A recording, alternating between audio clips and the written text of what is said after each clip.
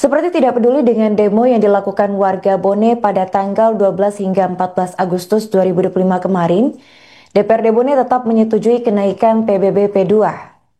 Pansus DPRD Bone secara resmi menyetujui kenaikan pajak sebesar 68% terkait rancangan peraturan daerah atau Ranperda dan juga pembangunan jangka menengah daerah RPJMD 2025 hingga 2029. Hal itu dikonfirmasi langsung oleh Wakil Ketua Pansus 1 DPRD Bone, yaitu Andi Mosalam pada Rabu 14 Agustus malam, tepat saat demo terakhir yang berlangsung ricuh antara warga dan juga aparat. Untuk informasi selengkapnya kita sudah terhubung dengan jurnalis Tribun Timur, yaitu rekan Wadaniar. Baik rekan, silakan untuk laporan selengkapnya. Ya, terima kasih. Pansus 1 DPRD Kabupaten Bone resmi menyetujui rancangan peraturan daerah Ranperda Rencana Pembangunan Jangka Menengah Daerah RPJMD 2025-2029. Persetujuan tersebut sekaligus mengakomodasi kenaikan tarif pajak bumi dan pembangunan pedesaan dan perkotaan atau PBB P2 sebesar 68% yang kini menuai polemik di tengah masyarakat. Hal tersebut diungkapkan Wakil Ketua Pansus 1 DPRD Kabupaten Bone, Andi Muhammad Salam atau lebih disapa Lilo, mengaku persetujuan tersebut sudah diketuk palu oleh Ketua Pansus yakni Andi Idris Rahman atau Andi Alam. Lilo menjelaskan bahwa salah satu alasan penolakannya adalah target pendapatan asli daerah atau PAD 25 yang dipatok 490 miliar dinilai sangat mustahil terrealisasi.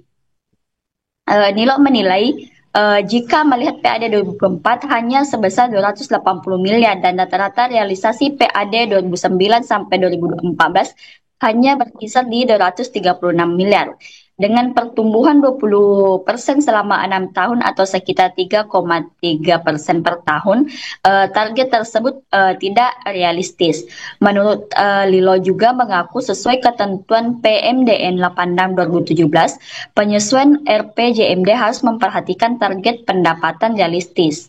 Berdasarkan realisasi 3 tahun sebelumnya, ia khawatir target yang terlalu tinggi justru berdampak negatif terhadap pelaksanaan anggaran. Lilo juga mengaku bahwa pihaknya berani tidak menyetujui, apalagi hal ini juga sudah dilakukan warning oleh BPK di mana PAD yang dipatok terlalu tinggi juga bisa memunculkan berbagai proyek mangkrak dan menimbulkan defisit untuk tahun 2025. Atas dasar tersebut, Lilo menolak asumsi PAD yang di dalamnya juga terdapat opsi kenaikan PBB P2 karena dianggap tidak rasional dan membebani masyarakat. Lilo juga mengingatkan bahwa tarif PBB P2 sudah mengalami kenaikan pada tahun 2024 dan kini kembali naik pada tahun 2025. Lilo mengaku bahwa dari pokok ke RKPD perubahan naik dari 134 miliar menjadi 201 miliar. Lalu tahun ini dinaikkan lagi sekitar 67 miliar, artinya dari 2024 sampai dengan 2025 kenaikannya sudah lebih dari 300%. Mungkin inilah sempat saya informasikan, saya kembalikan di studio. Baik, terima kasih rekan Wadaniar atas laporannya dan selamat lanjutkan aktivitas kembali. Tapi kita tidak sepakat untuk pelapornya segitu. Ya khususnya sektor PBB. Ya, jadi sekarang kita berikan catatan bahwa tolong dipertimbangkan kembali, ya kan, tentang PAD. Ya, oke, sedikit jadi ini yang tidak panjang. Kita buat catatan. Kita sepakat, yang kita sepakati untuk PAD 340. Selanjutnya 100 miliar lebih ini serahkan ke PPK untuk menjadikan catatan agar tidak masukkan dihadapkan dalam APBD nantinya. Karena agar tidak ada resiko-resiko Pak, kita DPRD-nya aman, eksekutifnya juga aman Pak. Harus kita ambil jalan tengahnya Pak. Karena ini kita sudah warning Pak, DPK kita sudah warning kita DPK agar semua aman ini. Bagaimana kita bisa menjaga diri masing-masing lah. Ya, oke, mungkin Pak.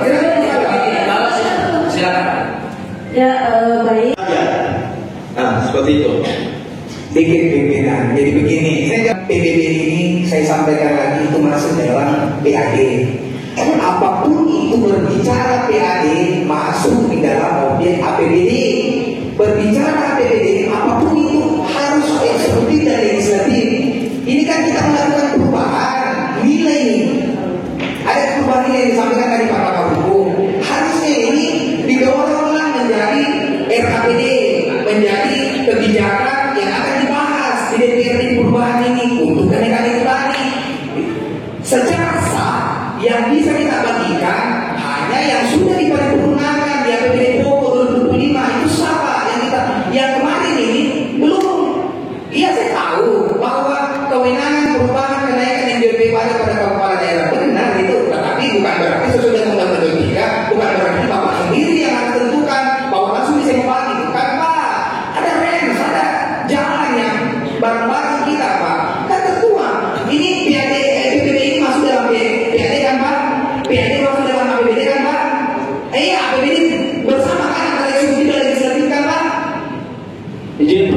Iya, 340 miliar pendapatan kita. Dan saya rasa sangat besar sekali Pak. Itu sudah sangat besar.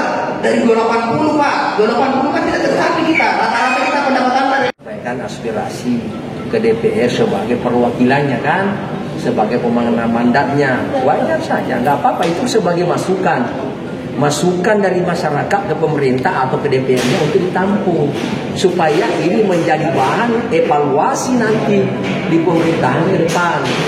Ya, apa kira-kira yang dibutuhkan masyarakat? Oh, ada kenaikan PBB, masyarakat merasa terbebani karena menganggap tinggi. Tentu dalam perjalanan nanti ini pemerintah daerah akan melakukan evaluasi di kinerjanya sendiri. Tentu berpikir ke depan, tidak ada pemerintah di seluruh dunia ini ingin memiskinkan rakyat. Tidak ada. Tidak ada anak membunuh anaknya, ibu membunuh anaknya. Pasti. Tidak ada macan pun sebagai binatang tidak ada makan anaknya. Pasti semua anggota DPR juga ingin melihat sejahtera masyarakat. Bupati juga ingin melihat sejahtera masyarakatnya. Jadi masyarakat datang untuk menyampaikan bahwa itu sebuah aspirasi. Ya, apresiasi kepada rakyat. Itu namanya rakyat sudah cerdas. Kalau memang tidak bisa menerima seperti itu, ya tentu kita dari DPR dan pemerintah daerah mengevaluasi kinerja yang ada. Ya, apakah mau dilanjutkan atau tidak? Nanti kita bicarakan baik-baik. Ya, karena wajar masyarakat yang mengatakan bahwa ini tinggal itu hak prerogatif yang dimiliki oleh rakyat. Tidak bisa diintervensi lah. Kenapa begini? Tidak boleh. Ya, itu adalah urusannya mereka. Ya, ini tugas DPR adalah menyambungkan aspirasi rakyat ke pemerintah daerah. Apalagi kalau dia demo juga di pemerintah daerah, tentu pemerintah daerah bisa mengkaji ulang dan bisa melihat apa sebenarnya yang perlu diperbaiki dan ada aspirasi masing. Itu tugas pemerintah. Setelah mendengar dari Wakil Bupati bagaimana? Tentu kami tidak sepakat karena alibi penyesuaian NJOP terkait PBB P2 itu hanyalah alibi saja, karena tetap ada kenaikan, ada perubahan daripada 2024 ke 2025. Dan yang menjadi kekecewaan kami utamanya pada hari ini adalah ketidakhadiran Pak Bupati. Padahal Pak Bupati lah yang kami harapkan untuk mengklarifikasi apa yang beredar di luar sana dan teman-teman saksikan pada hari ini. Siap. Apakah kedepannya akan dilakukan lagi aksi-aksi yang lebih besar daripada ini atau bagaimana? Tentu saja kami akan melakukan aksi besar-besaran di luar daripada hari ini. Kami kembali lagi mengajak masyarakat Kabupaten Bone untuk bergabung dalam demonstrasi ini karena ini terkait kepentingan rakyat seluruh Kabupaten Bone. Siap. Apakah ada titip pesan untuk Bapak Bupati Bone atau bagaimana selaku tadi? Tentu di aksi kemudian kami mengharapkan Bapak Bupati Bone untuk menemui kami langsung sesuai dengan janji-janjinya selama kampanye untuk bersedia menerima kritik dan mempersilahkan kami untuk datang ke kantor Bupati Kabupaten Bone ini. Siap. Harapannya terakhir? Harapan saya perubahan NJOP PBB P2 ini tidak ditetapkan dan diberhentikan agar masyarakat yang tengah kesulitan di hiruk pikuk ekonomi tidak terlalu sengsara lagi lah begitu. Oke. Download Tribun X sekarang. Menghadirkan lokal menjadi Indonesia.